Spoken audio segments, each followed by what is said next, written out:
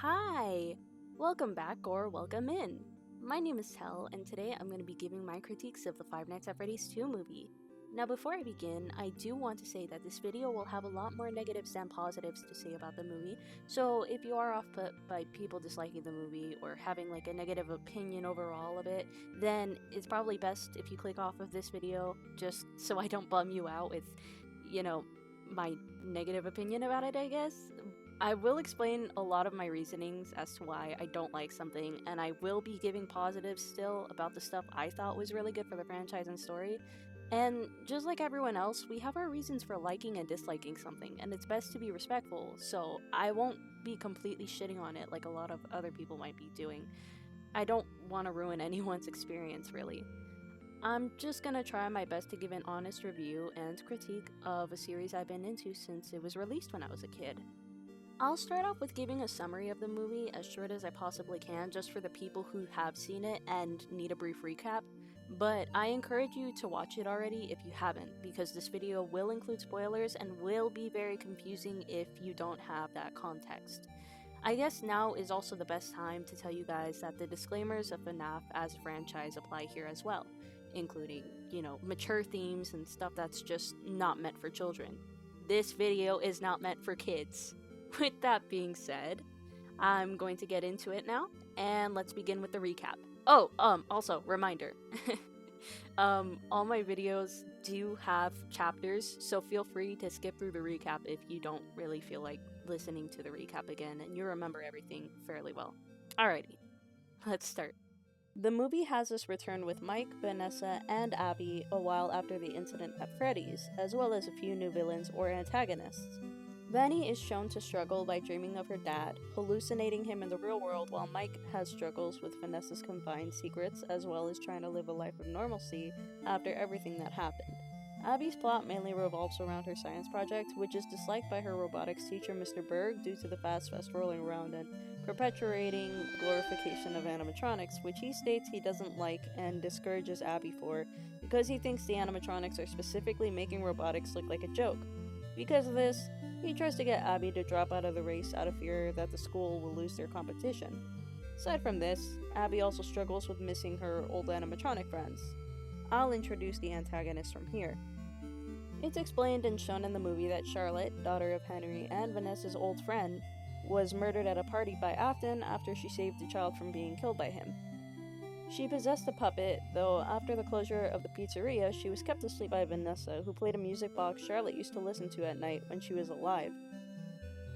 Unfortunately, Charlotte was woken up after a ghost hunting group is led into the pizzeria by Michael, another antagonist I'll introduce soon. Charlotte's disturbed rest leads us into her role. Charlotte's role in the plot is mainly luring Abby to the first Freddy's location where the toy animatronics reside. She does this so she can get Abby to free the toy animatronics under control.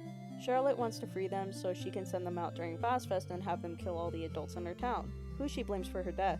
She unfortunately fails after she releases the animatronics, only killing Mr. Burr aside from the ghost hunters. She was close to getting some random parents in their homes as the toy animatronics, but Mike and Vanessa managed to shut them down in collaboration. The puppet did end up possessing Abby, but this was only for a short while until Mike played the music box he got from Charlotte's dad during a visit. The puppet slinkered off to sleep, but this leads to our other villain, Michael. Michael, or Michael Afton, is Vanessa's brother. He planned on freeing Charlotte so she can enact her deadly plan, though after she was defeated, Michael went on to control the animatronics themselves.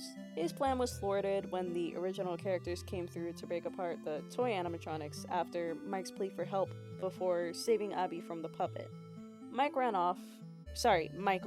off, and even though he was clotheslined by Mike's friend, he still escaped. By the ending, the original spirits were released, which in turn was implied to release Afton's soul from being held off by the others.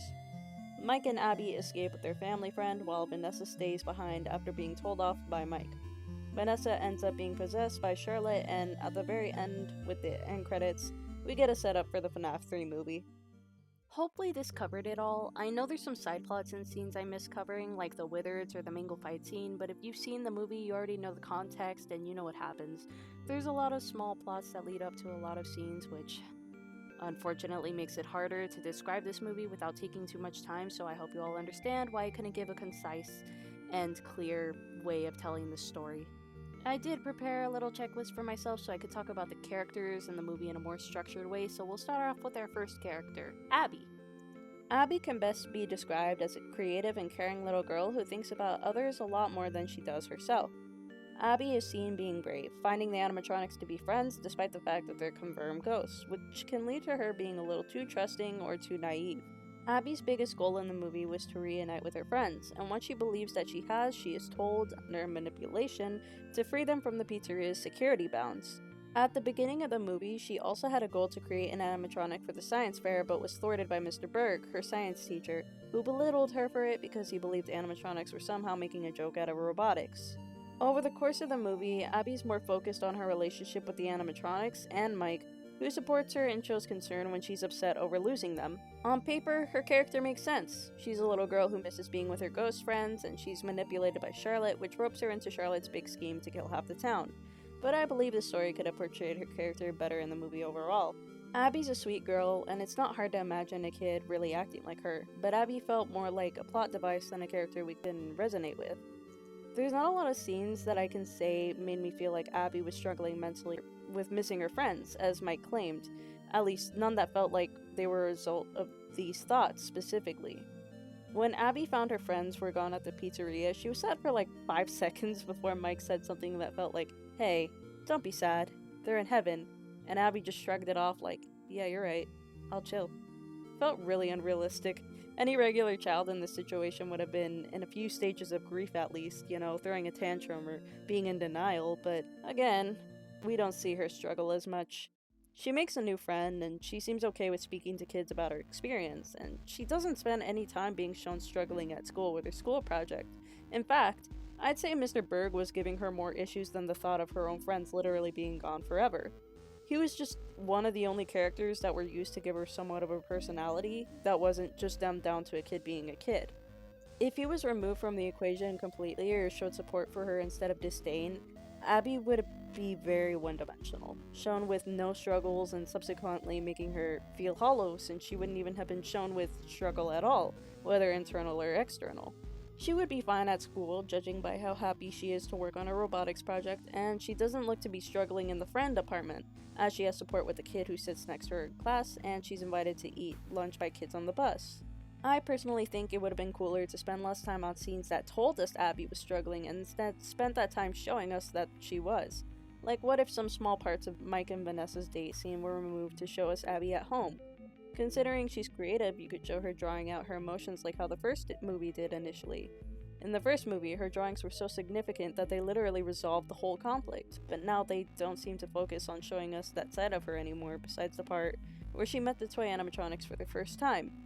What if we had her panic and had her imagination run wild with Rory? The more imaginative you are, the more you think about worst case scenarios, especially as a kid. I think this could have also made the scene flow better, where Abby starts to let her imagination run wild with worry for her friends to the point where she hastily writes her note, then runs out the door to the pizzeria. When she realizes her friends are missing and is found by Mike, she is instead at the prize corner, caught looking at a plush cupcake that reminds her of her best friend Chica. From there, Mike comforts her and allows her to take something home, when the Faz talker suddenly catches her eye. At least from there, it would give us a little more incentive to care about her intentions, because even when I was in the theater, I heard people audibly groan at Abby leaving the house to see her friends. These new scenes can make us less annoyed at her and more empathetic with her motives. The movie has a tendency to also portray her as too mature, or use weird dialogue that makes her sound a lot more adult than a child her age should. An example would be during the bus scene, where she was explaining her story with a little too much theatrical flair, like she was a narrator rather than a kid who lived out this experience. It sounds like a petty thing to critique, and Abby is creative, but this comes off as precocious and can make the audience ask, where was this logic when this scene happened? The believability of characters has a big chance of really engaging or disengaging your audience, which has a chance of making people think reasoning and logic is something they can't rely on in your story, thus causing people to really not care about the inconsistent child character as much just because they can't relate to her well. Other than that, Abby's character is just okay. The only things I liked about her was her empathy, even if it was told to us, and the slight moments of sibling camaraderie with Mike when she had the chance to interact with him. I can't really say her interactions with the animatronics mattered, because They only showed interactions with Toy Chica and didn't have any interesting or new dynamics during those scenes. It would have been cool to see Abby suddenly attached to them and a reaction to grief and notice things are off, but to brush it off because, well, she wants to believe her friends are still there with her. That's all I have to say about her though, so now we can discuss Mike. Mike is, of course, Abby's older brother, and some of this relationship ties into his personality. Mike is protective, a trait gained by being an older brother with trauma and a deep sense of wanting to keep his family safe.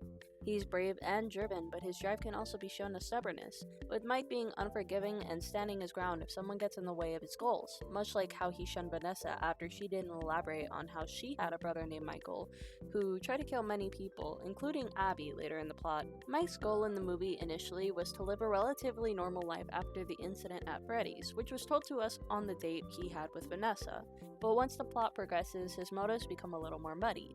I believe the plot was trying to tell us that Mike wanted to dig into the past of Fredbear so he could either find out more about Vanessa's secrets, judging by his suspicion during their date, or he wanted to find out more about Fazbear's past so he could know enough to keep Abby safe. Maybe he also just wanted the knowledge at hand, but I wasn't too sure about his intentions here because, again, he was so adamant about leaving behind the past so he and Abby could start anew. After Vanessa came to visit, he confronted her about the fact that she didn't tell him that her father also killed her best friend named Charlotte when she was a kid, despite Vanessa's reasonings being that her dad did a lot of messed up things. And of course, an unspoken reason in the movie was that Vanessa was just a kid when it happened.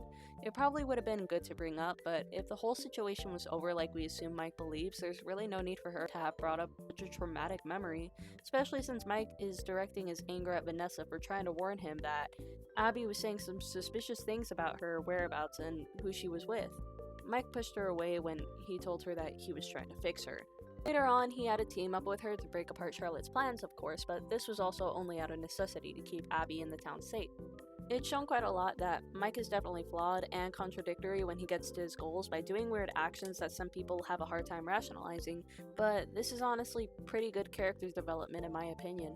Mike's goals are still clear, and while he doesn't have much growth other than accepting that there might be more to Fazbears than he realizes and actually needs to find out about, I'd say that this character is realistic enough in terms of passion. A lot of viewers online seem to express their anger towards Mike for abandoning Vanessa at the end despite all her help and guidance, but her secrets are downright dangerous. Even if it's unintended, there should never be a situation where you think it's better to take in someone who needs help but is actively endangering the lives of the people you love, just out of moral principle. Yeah, it's nice to help people, but Mike has a little sister, and has already lost a brother. He wouldn't want Abby to be affected any more than she already was during the last movie, so removing Vanessa from the equation, from the perspective of someone who has younger siblings, makes a lot of sense here. If I were to complain about anything regarding Mike's inclusion in the movie, it would probably be how insignificant he is in the plot. He shows up a lot, but to me it feels like Mike was more of a witness than he was a person involved in furthering the conflict resolution. Yeah, Mike worked on shutting down the animatronics with Vanessa, but this didn't make a lot of sense for me, for his character. The issues I saw with him staying at the pizzeria while Vanessa went to do her thing with the animatronics was that Vanessa had more knowledge about the systems than Mike did, so it doesn't make sense that he would want to stay and shut down the signals, and furthermore, he was so worried about Abby that he went to the first location to look for her in the first place, so why didn't he just have Vanessa shut down the animatronics while he looked for Abby? I don't see any plot relevance as to why that choice was made. One can argue that the directors did this so Mike could be shown learning the mechanics of the prototyped wizards, but this was done really lame on their part. The wizard scene lasted no more than a few minutes, and Vanessa could have still learned the same method or just been shown knowing the method by using her father's knowledge, instead of just having a few seconds at a time where Mike puts on the mask and fails to show off the Foxy flashlight mechanic from the games. The only reason it even mattered in the end was to get Mike to show up to the other location to ask for help from the spirits, but they literally could have switched roles with Vanessa and it would not have mattered at all. This part of the movie was poorly done because it made Mike seem less intense about his care towards Abby. This character faces the same problem Abby does, where they both seem to just be chill about situations that are literally life and death. Mike was so distraught after Garrett's passing that he obsessed over it for years, and now Abby almost died, he doesn't seem to have a sense of urgency. Mike is shown to be erratic, which is a great character trait and can be complex, shown with anger whenever Vanessa messes up, or, he's reminded of something he doesn't want to be reminded of, but the movie should have had more moments between Abby and Mike's bond. I enjoyed the scene where Mike and Abby ended up leaving Freddy's talking about the orange gummy situation. It was really cute and shows Mike can be silly with Abby in fun ways despite how hard their life situation is right now. But it would have been nice to see more moments of Mike just trying his best to protect Abby, even if it comes off as overbearing, so that way people don't just dismiss his worry at the end when he cuts Vanessa off. This could have been shown in moments where Mike constantly reminds her of her plans, like when he drops her off at school for the science fair, he could say something like, "Remember, science fair, then I'll come back and take you home, repeat it so I know you understand." This could also give Abby a little more frustration and rebellion, so it can make a little more sense on why he didn't realize she left to see the other animatronics, because that part always struck me as weird too. When kids are left with a helicopter parent or guardian, they tend to look for more space in ways that keep the adult from finding out their intentions, which would make Mike look less neglectful and more so make him look like a figure who really cares about their loved one, albeit in a misguided way. I wouldn't say that the movie has to make him act like he's her parent, but considering the whole custody battle he had in the first movie and the fact that he's the only one caring for her, it would be nice to show him behaving in a way a new parent would. Uncertain, unsure, maybe a little too worried, and safe. It would definitely add a little extra kick to his personality and goals. In the end, Mike's character isn't bad, it's just heavily underutilized.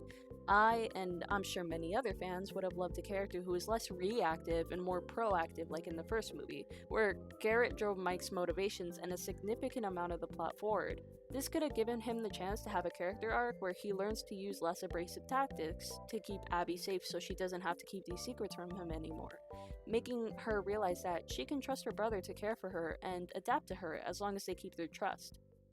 Alrighty, critique of Mike down, we just have Vanessa and Charlotte left from there. Well, also Mike, but he's kind of a minor character. And we have some general movie stuff left to go. These will be less long so you guys aren't overwhelmed with the whole video, so let's get to it. Onward with Vanessa. Note, it's getting really hard trying to come up with new transitions to each character without sounding repetitive, so I'm so sorry if I start getting weird with these. I can't help it. Vanessa is a mysterious character, and not much is revealed about her other than the remnants of her past that are shown in dream sequences or told by her brother Michael. This gives her a secretive personality, and while she is shown to care about Charlotte initially, cautioning her away from where the first child was led, she is still shown to be more of a follower, her actions being dictated by her father's manipulation. Her goal in the movie seems to be similar to Mike's, in which she wants to get away from her past and live a normal life without being haunted by her dad or brother, though this is difficult for her since her dad seems to be able to communicate to her through some of her dreams, much like Mike was haunted in the first movie. She does end up getting rid of these dreams by killing her dad in them though, which seemingly gets rid of his hold on her. Vanessa is also a part of Mike's plan to destroy the animatronics after her brother and Charlotte gain control over them. Her relationships seem complex enough as Vanessa is shown to be a victim of her past, which makes Mike act like that's something to be fixed. They did initially seem romantically interested in each other until their strain when Mike figured out her secret about Charlotte, which genuinely was unfair on his part.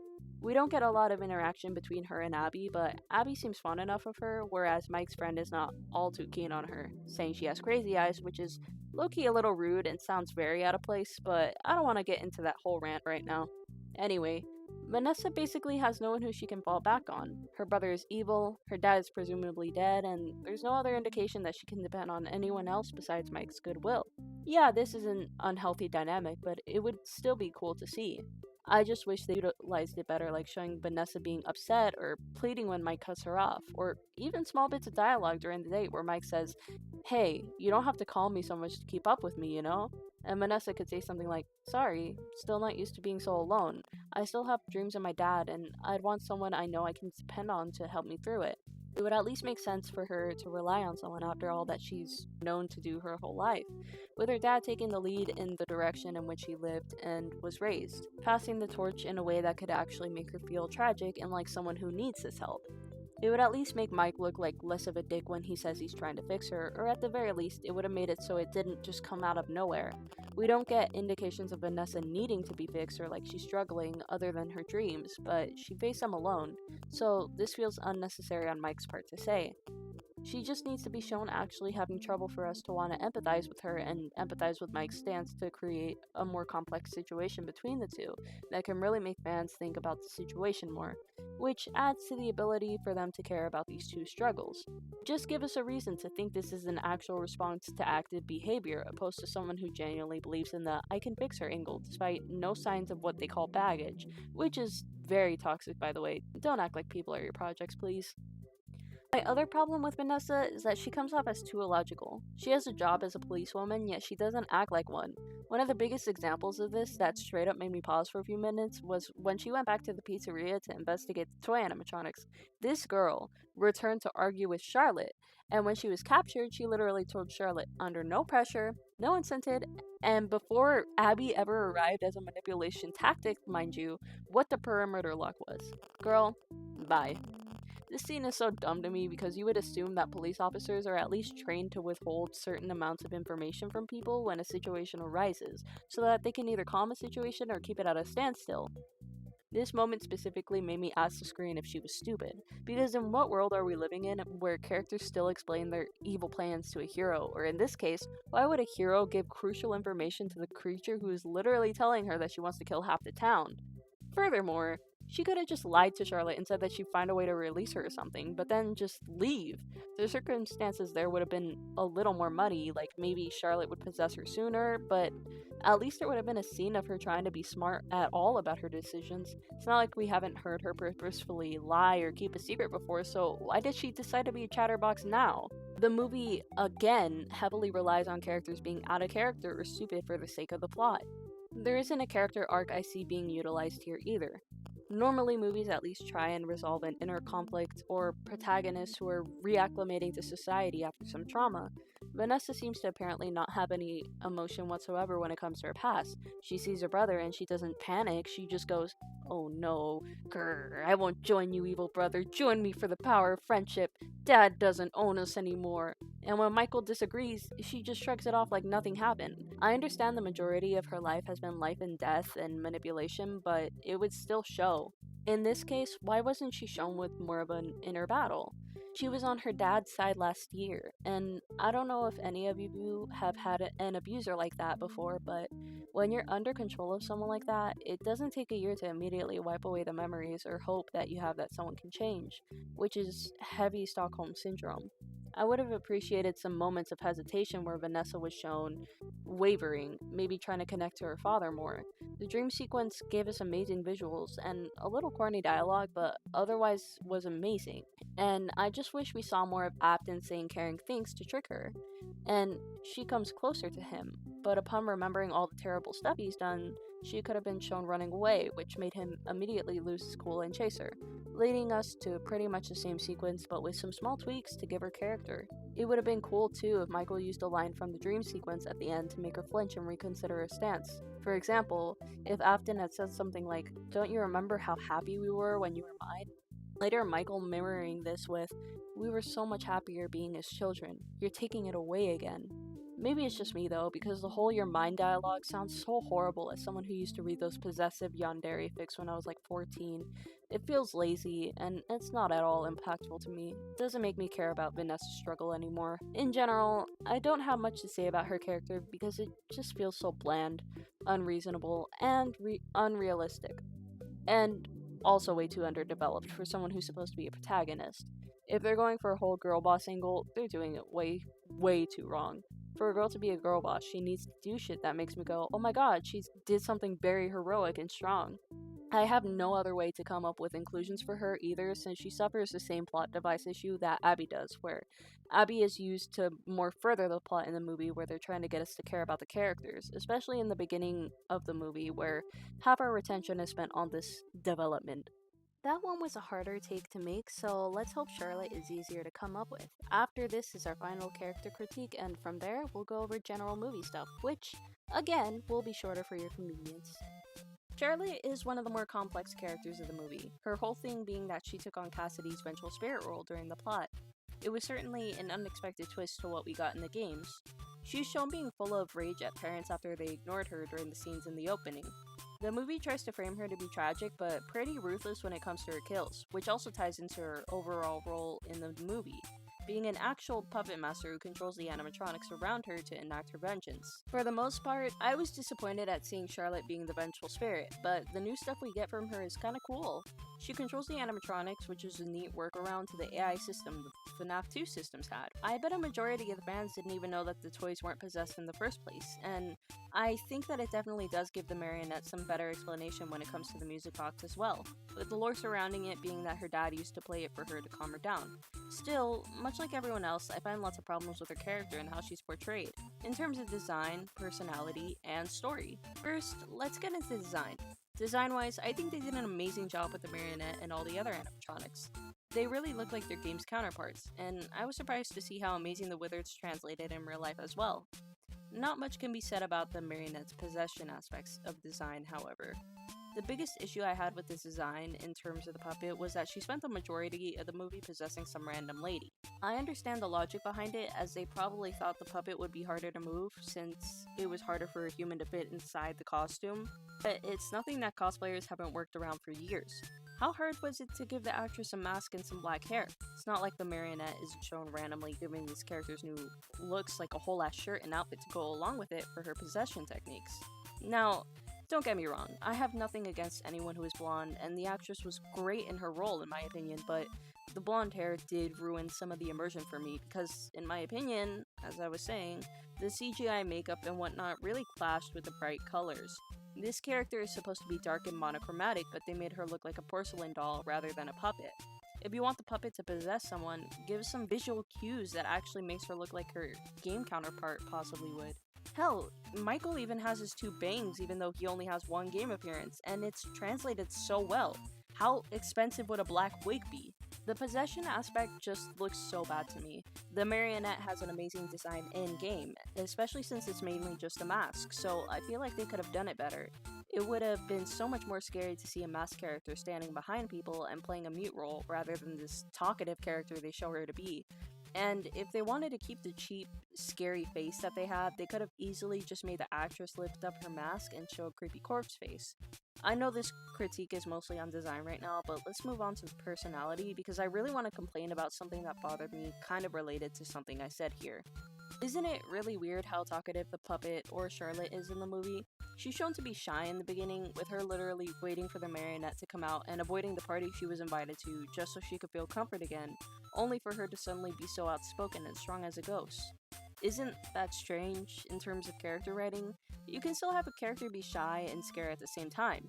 She could still manipulate Abby through the animatronics and actively be a silent antagonist when she's in her original body. I'd argue this could give us cooler shots, like if the puppet didn't speak to Vanessa like a villain and instead whisper to her so that the creepy jump scares could be much more impactful. One moment she's whispering so quietly that the audience has to lean in to hear, and then the next she scares them by doing her iconic, yet somewhat funny, jump at the screen. I can name so many silent killers or antagonists who have a large stage presence. There's Art the Clown, Bendy, The Boy, Jason Voorhees, Ghostface, sometimes, The Strangers, the killer from Hush. I'm sure there's more, but holy moly, the only thing you need to make these characters work is a good story and a good setup. Scott, you literally have a whole ass atmosphere set up for this. Why can't you make more scenes where Charlotte slinks around in the blind spots? I have a very specific scene in mind that gives the ghost hunter crew some more memorability.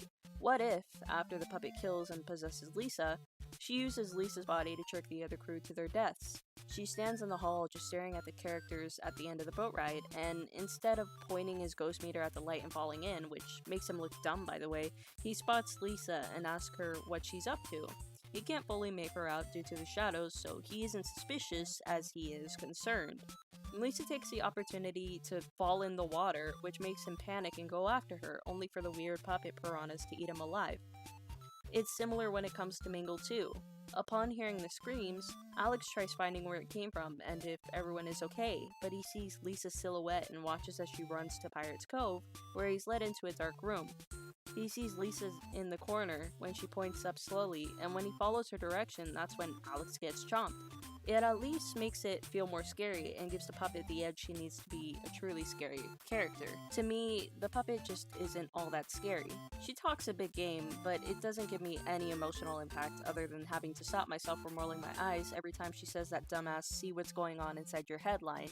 To me, Charlotte is more annoying than she is tragic, which leads into my other issues with her. I said before that they try to portray Charlotte as a tragic character, but this doesn't work at all. Charlotte is shown needlessly killing people who have nothing to do with her death, and in my opinion, isn't justified at all. This girl blames all parents for murder, opposed to Afton, who literally stabbed her in the back. If we go by the logic that she felt mad at parents because that was her last emotion before she died, wouldn't she have also been mad at the kid she saved for not helping her either? Or Vanessa for not helping her with getting the victim? How about her protective instincts? There's no semblance of protection in her when it comes to kids, which is something she'd feel in her moment of death after just saving a child from dying, right? You could argue and say that she's only killed one person who deserved it, but let's be real. If you have to depend on making all victims of your killers cartoon-like villains, then your writing skills need some improvement. And yes, I am talking about Mr. Berg. If you want your character to be tragic, give me a reason to root for their cause. Are they in control of their actions? Do they condone what they are doing? Do they feel any remorse? Are they hurting people who deserve it? What do they hope to achieve? And is it reasonable? Charlotte here seems to be in control, condones what she's doing, feels no remorse, hurts people who don't deserve it, and she hopes to kill all parents, which is very unreasonable. The only reason people seem to have to care about her is because she was a kid, but that's all she has going for her. Charlotte did have a bad past, and I will agree, we can assume her dad was divorced, and he said he was always busy with work, thus leaving her at a pizzeria to be killed, but this doesn't give me any feeling of remorse because they never showed her to truly be in pain. Charlotte is shown just being mean, manipulative, and full of wrath. They could have focused more on her backstory, or hell, given her better character choices. Let's go with the idea they didn't show her in pain and wanted to paint her as a tragic villain who had good reasons. Instead of killing because parents being neglectful, what if she killed because she never knew who the killer was? The pizzeria originally closed not because of the death, but because the marionette kept sending workers in uniforms to their deaths, which somewhat follows the plot of Fnaf 2 with Mangle, and sister location with Michael's attack.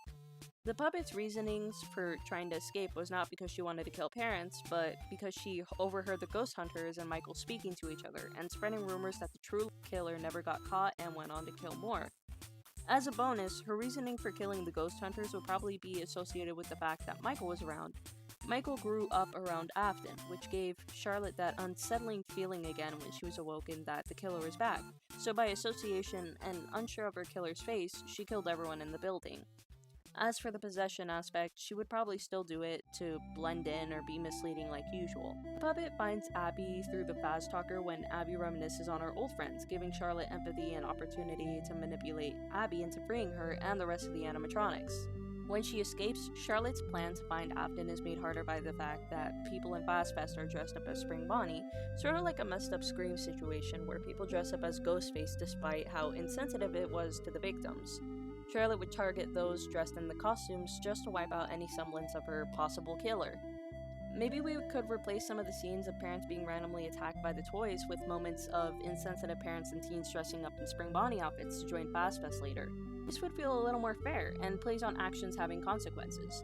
As for things like the Science Fair and Mr. Berg's death, I think these could still work. What if it was never revealed to the puppet that Vanessa's father was the real murderer? And Abby just so happened to allude to it and say something like, Vanessa's still having dreams of her dad. I overheard her talking to Mike about it. I think she's still worried that he's out there hurting people. She wouldn't give much details, of course, because she's still under the impression that she's with her old friends, so they should know the context. If they didn't want to remove Mr. Berg's death, they could have made it so that Abby's science fair project was rejected because it was obvious that she didn't make it herself. You know, how could a kid build a whole-ass toy chica by themselves? So, Mr. Berg removed her from the list entirely and said she would be banned from robotics for basically cheating. Upon making Abby upset, Toy Chica sneaks off to kill Mr. Berg like the original scenes. I don't think it would hit as hard if Mr. Berg was still killed, but it's still one of the more memorable scenes for me, so I understand if fans would want to keep that. It would at least make him seem like less of a villain and more just a dick who just happened to cross paths with someone who doesn't deal with that. I don't think Charlotte's reason for killing him would be reasonable here, but you could always have it to where Charlotte is just so frustrated with not finding the killer yet that she believes that she has to practice, or is just so desperate to let her anger out on someone who doesn't really deserve it. It could help with character flaws, and it's never wrong to have character flaws, especially if it serves the story purpose. This leads into when Charlotte actually comes home with Abby. If her frustration had built up enough, it would make sense for her to possess Abby and try to find Vanessa so she can finally find her killer, only to be kicked out when the animatronics are turned off. The rest basically happens the same as the original movie ending, with Vanessa's possession and Mike's disinterest in her. I know this whole section for Charlotte may have been less structured than the other characters, but honestly, it's just way too much. The plot includes her a lot, yet gives her so little time to actually be present, and yes, it's not a bad thing for movies to do that, but it presents a lot of issues. It's so much information to take in all at once, and I believe firmly that they should have just gone the route of giving us more character instead of just showing us, hey, this is the villain, now you know her, so she will do villain stuff in the background. In short, the biggest issues comes down to reasons. There should always be a reason a character does something, and while I agree not all characters are logical, and Charlotte is of course a kid, I feel like wanting us to empathize with a character like Charlotte falls flat because no matter the context, if your character is killing without a good reason nor remorse, they will remain a villain and never be a true anti-hero. Which is what I feel they were definitely trying to get us to feel here. The reason I brought up design also goes into that too. I really didn't understand why she had to possess Lisa the whole time. I understand Vanessa, but it's these choices that really make the movie sound like they're just doing shit and hoping it sticks. Charlotte is one of my least favorite characters in this movie franchise, which is insane as someone who has been the puppet's biggest fan since 2015. I based everything around her, and to butcher her like this with no care how she comes off feels just so kitsch. That's why I wanted her to at least be portrayed as a force of nature, like someone who is hunting for her killer and just so happens to have a lot of collateral damage on her trail on the search. Alrighty, now that we have her out of the way, I'll bring up the final character, then we can talk about other stuff that the movie did that I liked and disliked. Side note, I had to stop writing the script for a few days or so, which is why this video is definitely going to be delayed. And the reason for this delayment is just because of how complex the characters are, with little to no substance. Do you know how insane that is? How the hell do you manage to make something so simple, so complicated? Truly, Scott Cawthon moment. Alright, let's talk about Michael. Thank God he only has a few appearances in the movie. Michael's personality revolves around his father, and he is under some sort of weird manipulation, or some fans believe that he is being possessed currently by Ennard, but I don't want to get into the theories, I just want to talk about what the movie confirmed to be true. Michael's whole deal is that he wants to wake up Charlotte so that Charlotte can kill half the town, because I guess Michael still has that attachment to his dad, so he kills for him and wants to continue his legacy. You know, it's actually pretty decent for the plot, and it's not that hard to follow. It is pretty smart on his end to wake up Charlotte, who seems to want to kill all parents, so that way he's not pinned for any murder himself, but still has a role in trying to murder half the town. And to do it when FazFest is happening, it's a pretty good plan. I think my biggest issue with him is literally just revolving around the fact that he is no longer a morally great character like the games portrayed him to be. I kinda get wanting him to follow in his father's footsteps, especially if the whole being possessed by Ennard thing is true, but I'm kinda hoping that the movie doesn't take it the direction that Michael is fully bad. I want to emphasize, I do understand that the movies, the books, and the games all have different timelines, but this doesn't excuse anything to me. There really isn't much to go off of with Michael because he isn't solely on screen all the time. It seems fine, and his character's just, I can't really criticize him if there's not much to criticize, and I don't know what his further role in the plot is going to be in the new movies, so I can't say anything besides my only critiques being from the viewpoint of a fan who was expecting something a little cooler. I can't say that we all expected that there would be two Mikes, and I can physically feel Scott smirking as if it was a cool decision to make, but I think it's just lame. He could have named him Jeremy, he could have named him Fritz, and he could have named him Dave for all I care, but this doesn't really impact the story at all, other than providing some confusion for YouTubers like me, who are no longer allowed to say Mike and Michael when we're trying to foreshorten their names. I feel like this was just a decision made by Scott so that he can feel self-satisfied when making the fans go, oh my god, it's Mike and the Michael people. Does this imply the game theories where Mike and Michael are different people is true? It's just fan fodder to me.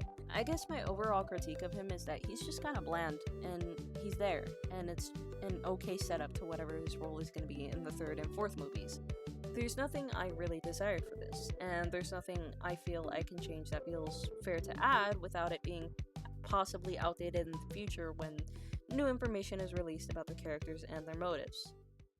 I guess I could move on from here to talking about the other stuff that bothered me in the movie, and the first thing I'll talk about is definitely my gripe I have with how the movie handles lore. I do need to reiterate, I understand the movies, the books, and the games are all separate universes, but this doesn't mean that I don't have a right to feel like this is a stupid and unfair choice to make. I've seen a lot of criticism go around towards people who are trying to question Scott's decisions, and people keep glazing him and using the excuse, well, this is a different timeline. This is a different universe. He already stated that the movie is a different story than the games, or, oh my god, God forbid the dreadful, you should be grateful that you have a movie at all statement that I keep hearing in fandoms for some reason. These statements are really stupid. They genuinely highlight the worst part of the Five Nights at Freddy's fandom, who have no creativity and don't ever seem to want to change things. First off, let's cover the different universe argument that people throw around. Just because Scott is known to make books in different universes and little stories that stray from the Fnaf games doesn't mean that the stories are good and should be what's expected in upcoming projects. People are allowed to be mad if the games that they loved for the better part of years has a good story, and then that story is not adapted to be true to the information we grew used to in a future movie that was planned, delayed, cancelled, and picked up a bunch of times again and again. It is frustrating. This is the reason a bunch of people don't like movie sequels. It's a big reason they don't like when their movies are adapted into shows. Looking at you, Megamind. Here's an example of what it feels like. Imagine you have a game about a superhero who is fighting crime, and let's say that this hero is very popular in fandom space, which leads to more opportunity for the creator to make one-offs and spin-offs of their stories in forms of alternate reality comics. The superhero and his friends are loved for their personalities, and they're loved for their roles in the game specifically, which draws the fans into the comics. Now, the comics may not be as popular with the fans because they like to stick with the original material, and some of the comics seem really nonsensical or over the top in terms of writing, so people continue to show their love for the games, even as some of the games begin to take a weird route with the lore. There is at least that cutoff point of the lore in the games where you can still enjoy the story and pretend the later spin-offs of the games aren't canon. Then, imagine they announce that they're making a movie. That's amazing! When the movie is released, people of course are gonna expect the movie follows the games because the games is what got them popular. But instead of actually basing the movies on the game, they base it more on the alternate universe where the superhero is suddenly a zombie, and his best friend is now a villain, and the other best friend is some weird love interest. And his powers are never shown on screen, or at the very least, they're shown like once or twice. Of course, people are going to be upset. Does it sound entitled? Yeah, probably, but if you create a fandom that loves something and is so passionate that they've literally been waiting years for anything other than the slop that's been coming out, people are going to be frustrated. Because the moment you show that something as big as a movie is never going to recreate the same feeling as the original games did, that's the moment your fans are going to feel like you're either selling out or you're just trying to recon whatever you didn't like about the story. And hey, you know what? Fine, it's okay for a creator to not like their own story and thus they want to change it, but the reason that this whole Scott Cawthon situation with the movies gave me like a really bad taste in my mouth was because of how he made it seem like it was out of love for the fans. Or at least the fandom kept making it seem that way. Everyone in the fandom keeps portraying it as if he's doing everything for the fans specifically. I personally wouldn't care as much about it if he had said that he did it because he was bored or wanted to do something new after retirement. Just give us transparency, and don't act like we're the ones who asked for a new timeline. It's cool that you can still make things that you like and seem to want to improve on, but at this point it just feels like it's been milked to hell. Why not just make a new story at this point? People would probably flock to it, seeing how people flock to the books all the time. There are people who do love the Fnaf books, and I understand. I was one of the people who really wanted to buy the whole set when I was 16, maybe 17, but not everybody wants to go out of their way to figure out the story by going to the books and finding it. Why do I have to buy your crappy merch in order to understand that this character has importance? You always show, don't tell. I'm really tired of movies and shows doing that stupid thing where you have to go look at a Reddit post or somebody's Twitter or even buy a goddamn book in order to figure out if the story that they've been telling you in a game is true. It was so much more fun when it was on the site, because it was easily accessible, but now it's not. that's not a love letter, that's a way of segregating your fans from each other. And because I forgot to cover this, the be grateful that you have a movie at all comment is really useless. You can literally say this about anything. Be grateful that people are criticizing the movie at all. Be grateful that there are even fans at all. Be grateful that you were even here to witness anything at all. People who say this just are kind of sad in my opinion. They act like it's a crime to not like something popular. Like, damn, just let me be annoyed. Well, now that I have that out of the way, I guess I'll talk about the rest. That was just something that was bothering me ever since the movie came out, and I felt like I really needed to rant there a little. So the movie itself was structured and paced a little wonky. It's really slow in the beginning, but that's due to the unrelenting character development that they continue to try to build and spoon-feed to us. And then the climax all the way to the falling action feels pretty fast. It's not that bad though. I'd say in terms of movies, especially horror movies, it feels the same, at least the pacing feels the same as if I was watching The Orphan. And if you don't know what that movie is, it's basically like a slow burn to the action that happens later on. The logic of the movie doesn't really make a lot of sense, as some of the characters seem to be dumbed down, or as my partner loves putting it, the characters are ham-fisted caricatures of what real people act like. Guys, he asked me to put that in there. Sorry, honey, I love you. Please don't be mad at me. Anyway, yeah, I agree with him. The characters are ham-fisted caricatures of what real people act like. Everyone is an archetype, and they don't stray from their personalities very much to give us any variety. I've already said my piece on the character motivations. I think that they definitely need a lot of work. The dialogue is very clunky, and I think I brought this up, but a lot of the writing feels stunted. I swear to God, I remember writing "You will always be mine" as a real quote in one of my After Next Reader fanfics on Quotab when I was like 12, so needless to say, I could have been an amazing writer on this movie back then. I think it was engaging enough for people who really like fanbait and going, "Oh my god, he did the thing! That one thing showed up, he said the funny!" But to outsiders who might not really be into the Fnaf fandom, it's nothing revolutionary. I'd say the animatronics are really cool to look at, so they definitely had me stay. And shout out to the Wizards when we saw them for like 5 seconds at one time. I'd say the world building is definitely one of the best aspects of the movie. I do like the fast talker, and I love the animatronics.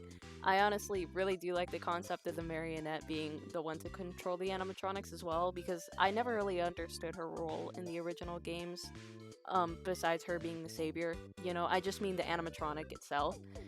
I always assumed that she was just the one who dispensed prizes at the prize corner, which is not really that interesting to me, to be honest. The Fnaf 2 location was adapted really well, and even if we really never got to technically see the full thing, I still think they did an amazing job with that. Though, there are some aspects that did confuse me in the end, like why Charlotte could possess the little puppet things to be piranhas, or why was the balloon boy waterproof? Or where the bodies of the animatronics were in the first location if they supposedly looked everywhere for them and couldn't find them. But honestly, I don't want to nitpick that. There's a ton of excuses to look into a movie, to find something wrong with them, and if you look long enough, you'll find something wrong, so I'll cut them some slack on the little stuff like that. I think if they were to redo this movie, I'd say one of the biggest things that I really disliked overall was probably the fact that the movie had so many plot points and weird transitions. I think I brought this up already, but I physically had to go back and rewatch the movie like an extra 4 or 5 times just to confirm if my memory was right. And, you know, that could just be me, but some of the plot points just didn't stick out to me in a linear sense. The plot just feels too convoluted for something that is already way too complicated of a story with characters who are way too simple, which is probably why it's hard for me to remember. A lot of times when I'm watching a movie, I help myself remember the plot by thinking back on the characters and what their thought process could be from when they were doing something specific. And from there, I remember how we got from point A to point B, but I already stated before that the reasonings and logic of some of these characters just don't really add up to me. I guess if I were to say one more thing about the movie, it's my frustration with the voices too. Look, I wasn't expecting Matt Pat to do his regular speaking voice when he was voice acting for Toy Bonnie, but that high-pitched girl voice they gave him to emulate the Fnaf AR Toy Bonnie sounding tone made me feel really icky. I'm Amanda. I'm 6, and I love unicorns. I was just really expecting him to do like his Bendy voice, like he did back in the Bendy musical. I don't know. I thought that would have been better. I think it's kind of funny how Kellen Goff always does his Freddy's voice, but I don't like that he has a big variety in voice acting, and he chose, or they chose for him to do the Glamrock Freddy voice, just without the voice modulator. I thought that was kind of lazy. I was hoping for at least something just a little silly or higher pitched, like how the weird Gamer Freddy that we got in Custom Night was, but it's whatever. It's really not all that important to the movie. This is literally just my personal opinion on it, and I'm not shaming anyone for liking the voices. I just personally don't think they're my cup of tea, but if you like them, then awesome. I'm glad you guys could enjoy that. I certainly wish I could. I think that's literally about everything I could say about the movie, though. Sorry that this is way longer than any video I've made before. I can't even imagine how many hours or days this is gonna take to actually edit or record. I don't mean to keep you guys waiting, I'm so sorry. And I certainly don't mean to make this video so long, and I hope this comes out, before Valentine's Day. After this, I just plan on either doing an art stream or gameplay videos or something else. I do have a poll on my community tab that I posted like 2 days ago, so if you want to participate in that, then go ahead, and I will definitely get to that when I'm available. So, sorry for the long wait to anybody who is waiting excitedly for this. I don't have a lot of fans, so I don't know, I guess hello to the 3 people who are waiting, and I'm so sorry. With that, I'm gonna be out of here, so y'all have a good day, have a good night, like and subscribe, and I will see you laters!